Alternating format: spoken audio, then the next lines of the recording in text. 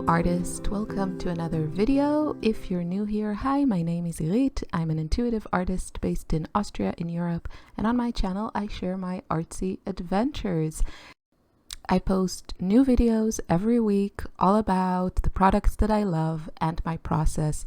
So if you enjoyed this video, please give it a thumbs up, leave me a comment. If you didn't, leave it a thumbs down so I know what you like. And of course, I would love for you to subscribe.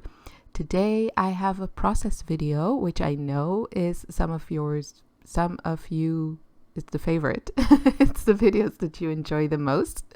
So grab a cup of tea or coffee and enjoy, relax. I will be talking today about my process. I'll try to mention as many products as I find necessary. If you have any specific questions about a certain color or a certain product, then please leave it below in the comments with a timestamp, because otherwise I have no idea how to find a particular, shade of pink or something. So that would help me help you and give you the right answers. As you may have noticed in recent process videos, I have switched to working on two paintings at a time, and a lot of artists will recommend working in a series, and I also recommend that. I think it is a great way to develop your style and create just more art. However, for me personally, I found that I really enjoy this kind of work where I don't actually have to move the piece I'm working on every time to move on to a different piece. I do that sometimes as well, and you'll see me doing that in the final stages of these paintings. But for the majority of the process, I prefer to work like this. So you see, I switch colors, I scribble a little bit on one piece, and then I scribble on the other. It just works for me, and it allows me to keep things light because I don't really have the chance to get too fussy with one piece. I can just move on to the other one. So it works really well for me, and I feel like I'm using kind of the same time, almost the same time, probably not, but kind of the same time and brain power to create double the art than I would if I were working on just one piece. Also, just the size of my table kind of fits this just right, like my palettes and my papers. So a little bit about products, because I always get questions. The paper that I'm using is an unnamed paper by Hanemühle. The cover just says Aquarell, which is watercolors in German.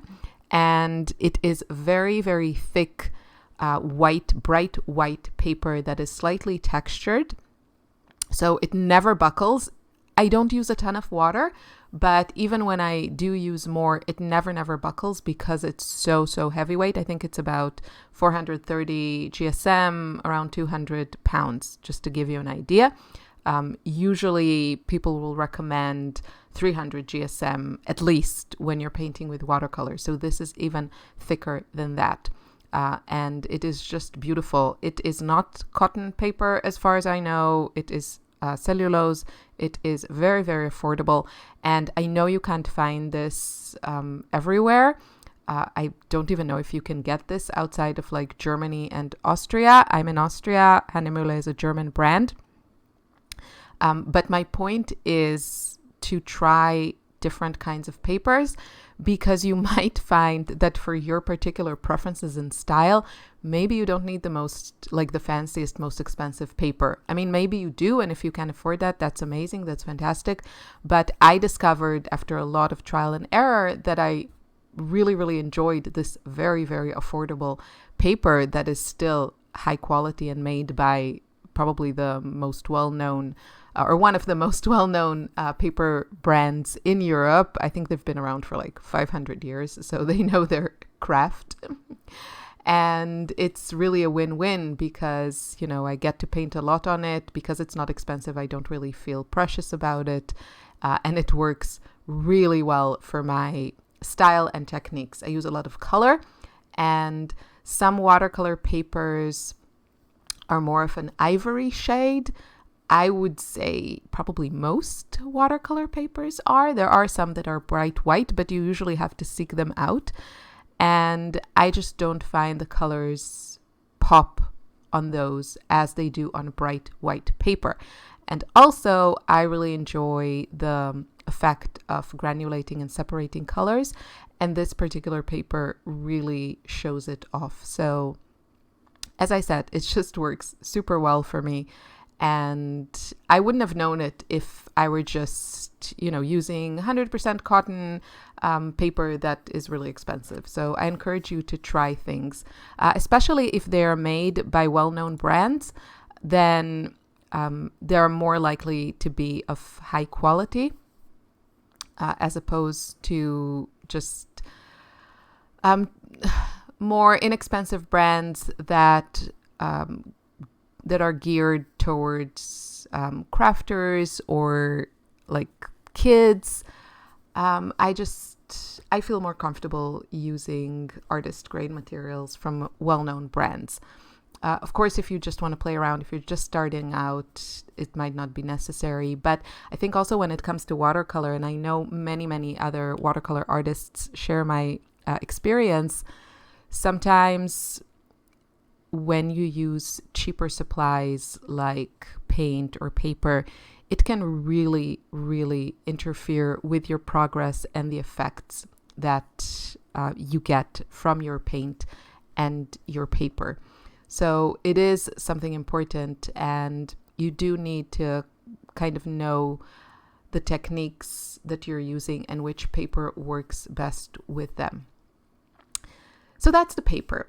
The palettes that I'm using, you can see on the right side, I have my gouache palette, and I have a video with all of the colors and the palette. So I will link that, and you can see the details there if you're interested. I'm not going to get into the specific colors because you can also see I work really fast, and I wouldn't be able to catch up with myself if I told you about every single color that I'm using.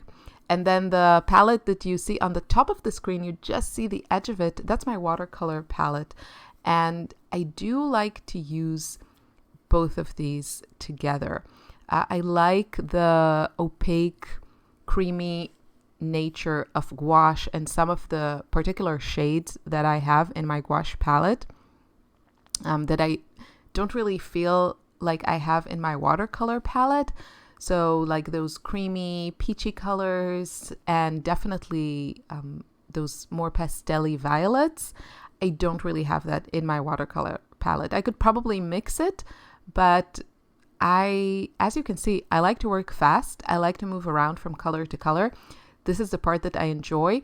And while I do mix my own colors and especially my own neutrals in probably every painting that I paint, I don't want to have to mix all of the colors because you see I use a lot of color, and I have kind of learned to let go of certain perceptions that many artists preach, and one of them is the idea of a limited palette. Sometimes I do paint with a more limited palette, but right now I'm really enjoying just using a lot of color. All the colors in my palette are very particularly curated to my preferences, to my taste.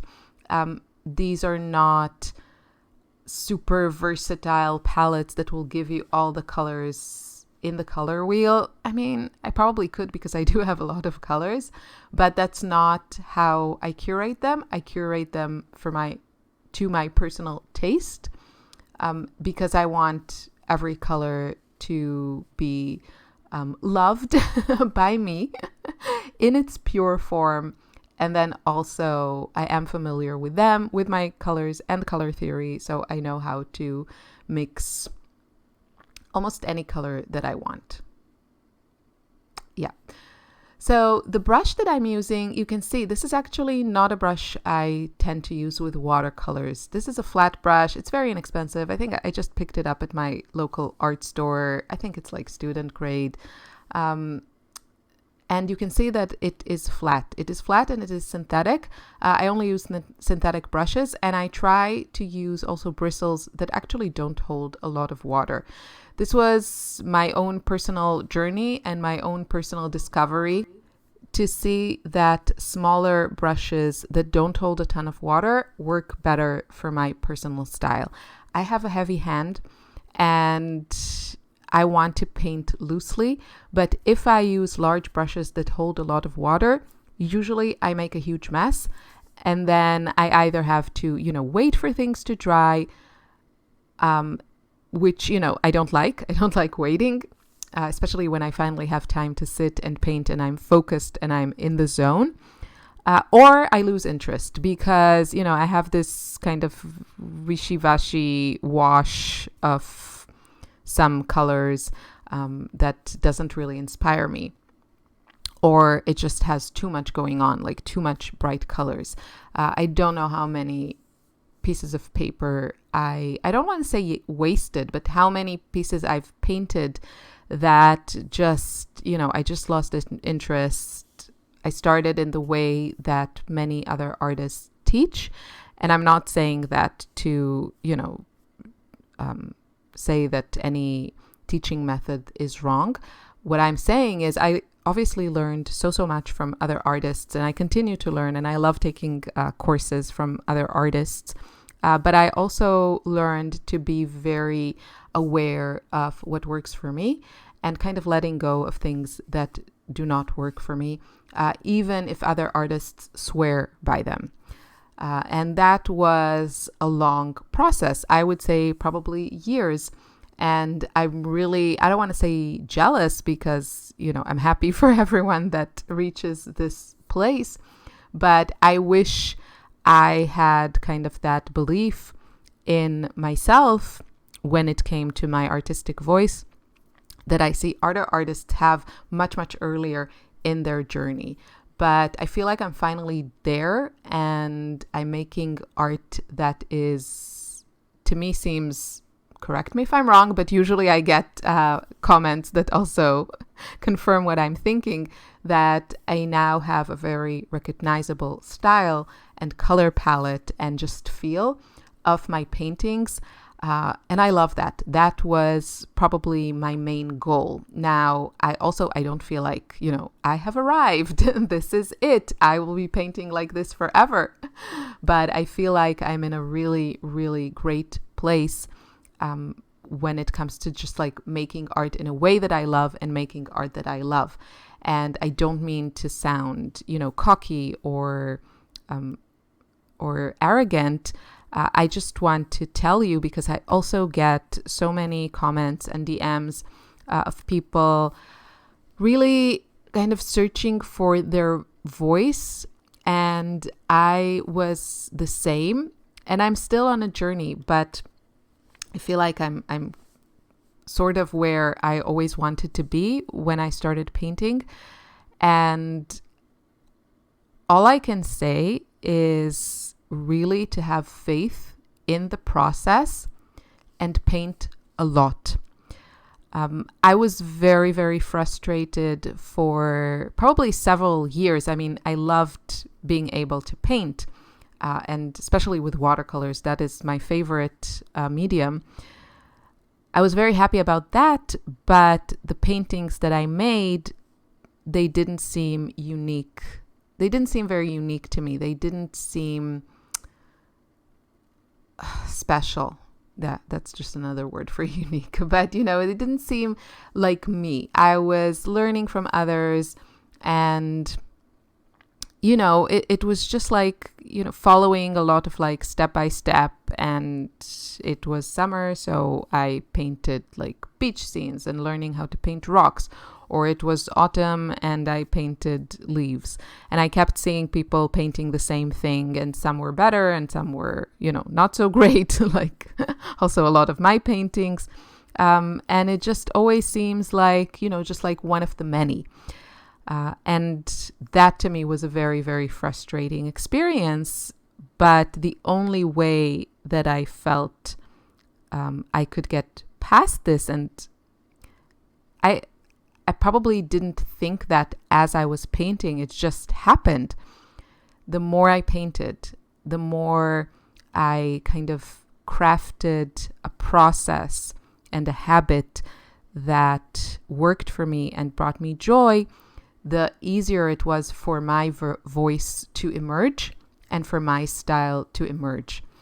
And so it was a lot of just, brush miles. I love that phrase because it's so true. Just like painting a lot, but always, always combined with a lot of self-awareness and learning lessons and kind of tweaking things and experimenting a lot. And this is also, for example, what I'm doing now. And sorry about the videos because I'm trying also to make videos for Instagram as I'm painting.